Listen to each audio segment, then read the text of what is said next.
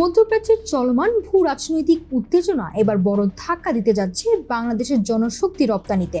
দেশের সবচেয়ে বড় এই শ্রম বাজারে অস্থিরতা তৈরি হয়।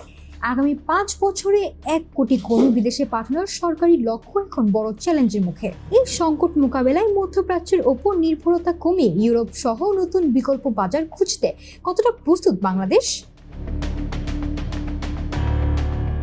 করোনার ধাক্কা সামলে ওঠার পর মালয়েশিয়া বা ওমানের মতো বাজারগুলো যখন কেবল স্বাভাবিক হচ্ছিল, ঠিক তখনই নতুন সংকট হয়ে দাঁড়িয়েছে মধ্যপ্রাচ্যের যুদ্ধ পরিস্থিতি। বছরের পর বছর ধরে যে সৌদি আরব কিংবা কাতার ছিল বাংলাদেশের শ্রমিকদের প্রধান ভরসা, সেখানে উত্তেজনার মেঘ আসায় নতুন করে শঙ্কা তৈরি হয়েছে দেশের রেমিটেন্স খাতে। সরকারি তথ্য বলছে, চলতি অর্থ বছরে এখন পর্যন্ত 8 লাখের বেশি কর্মী বুক বেঁধেছেন প্রবাসের মাটিতে, যাদের বেশিরভাগই নির্মাণ শ্রমিক।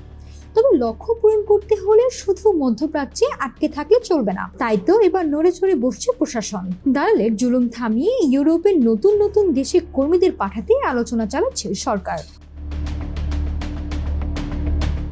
তবে শুধু নতুন দেশ খুঁজলেই মিলবে না সমাধান, বদলাতে হবে কৌশল। বিশ্লেষকরা বলছেন, যুগের পর যুগ ধরে শুধু অদম্য শ্রমিক পাঠানোর চেনার রূপ থেকে বের হতে না পারলে আন্তর্জাতিক বাজারে টিকবে না বাংলাদেশ। কাঙ্ক্ষিত রেমিটেন্সের সুবাতাস ধরে রাখতে হলে কারিগরি শিক্ষার মাধ্যমে দক্ষ জনবল গড়ে তোলার কোনো বিকল্প নেই।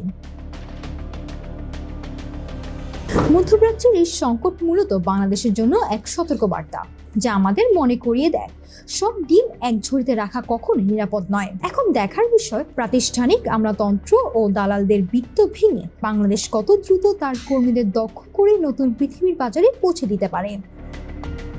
নাফিসা সামিয়া, ঢাকা টুডে।